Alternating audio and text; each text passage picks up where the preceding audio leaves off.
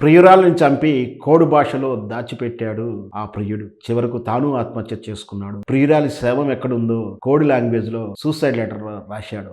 ఆ ప్రేమ ఈ యువతి మధ్యలో బ్రేకప్ చెప్పడంతోటి అతడు ప్రేమోన్మాదిగా మారి అమ్మాయిని చంపి తాను ఆత్మహత్య చేసుకున్నాడని విచారణ తేలింది. ఇంతవరకు బాగుంది. మరి అమ్మాయి ఎక్కడ శవమై కనిపించాలి కదా! ఆ శవం దొరకాలి కదా!